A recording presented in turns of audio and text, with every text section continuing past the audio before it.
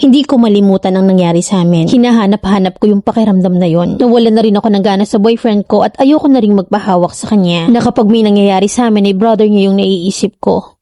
24 na ako at ang boyfriend ko naman ay 27. Nakilala ko siya nung nag-a-apply ako sa isang private school. Mabait naman siya at kaya't nagustuhan ko siya agad. Pero ang dami niya palang sikreto. Turning 7 months pa lang kami. Pero sa first month pa lang ng relasyon namin ay nalaman ko na nag-cheat siya sa akin with his ex. Na kapag nag-aaway kami, lagi kong nakikita na may chinachat siyang ibang babae. Kaya't hanggang ngayon ay hindi ko pa rin siya mapatawad sa mga kasalanan niya sa akin. By the way, I'm a girl na naniniwala sa quote na love the lovers and play the players. Kaya't ang sabi ko sa sarili ko na balang araw makakaganti rin ako. I cheated on my boyfriend with his brother. 19 years old yung kapatid niya and yes, may nangyari sa amin unintentionally. That day ay pinilit ako ng boyfriend ko na magstay sa house nila. Kahit na nga wala pa siya at madaling araw pa yung uwi niya. So dalawa lang kaming naiwan ng kapatid niya. Hindi kami close at hindi ako mahilig makipag-usap sa brother niya pero that day, lumapit sa akin ng brother niya kasi na-scam siya online. Kaya't ayun, nagkwentuhan kami. Yung mukha ko dikit sa braso niya kasi gusto kong makita kung mananalo siya sa scatter. At sipi ko rin kasi ang gamit niya. At pagkatapos na kumanta na siya, na habang ako naman ay nakasandal sa balikat niya. Ewan na para bang may magnet siya. Fast forward ay 10 PM na. Antok na ako kaya naman humiga na ako. Pero dahil nakaupo siya sa higaan ko, ipinatong ko na lang yung paa ko sa legs niya kasi hindi na kami magkasya. Akala ko magrereklamo siya pero hinayaan niya lang yung paa ko. At dahil sa antok na ako ay nilagyan ko na lang ng panyo ang mukha ko kasi nasisilaw na ako. Na habang siya ay kumakanta pa rin. Then narinig kong tinawag niya ako. Sabi niya, "Te." Sagot ko naman, "Bakit? Matutulog ka na ba sa taas?" Tapos bigla siyang lumapit sa akin at sinabing, "Bakit mo pinaparamdam sa akin to?" Sabay yakap niya sa akin. Tinutulak ko naman siya kasi hindi ko siya nagets na bakit bigla niya akong hinalikan. Virgin siya pero ang galing niyang humalik. Bigla ko na lang nasabi na,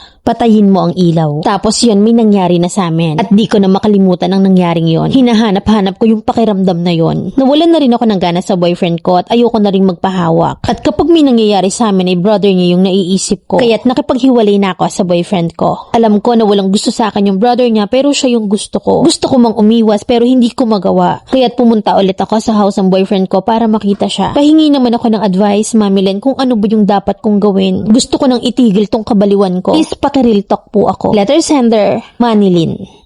19 years old na lalaki. Na kayong dalawa lang siksikan tapos pinatong mo yung paa mo. Ano bang tingin mo sa 19 years old paslit? Sasabihin mo na kaya ka nag-cheat nag-cheat sa'yo. Then dadalihan mo ko ng unintentionally ka mo. Bakit ang gulo mo? So it means talagang cheater ka. Kasi unintentionally means mangyayari talaga sa future yun. Kahit pa di nag-cheat ang boyfriend mo. Good decision na nakipaghiwalay ka. Na kasi nakakahiya naman talaga sa bibiyanin mo kung sakali. Kaso may pagbalik pa Para ano? Para makapagkwentutan ulit kay brother. Gagamitin mo yung isa para makita yung isa. And then gagamitin ka nila pareho. Hamit na hamit? Mahiya ka sa nanay ng mga yan. Uy, mag-move on ka. Humanap ka ng iba. Huwag kang maghasik ng lagim sa pamilya nila. At pag alam mong kapatid, lumaylo ka Respeto kahit nakaunti sa sarili. Nakakatakot kang maging hipagbilas Kaya't sa'yo ang mamisanan ha. Hindi kayang ikalma ang kipay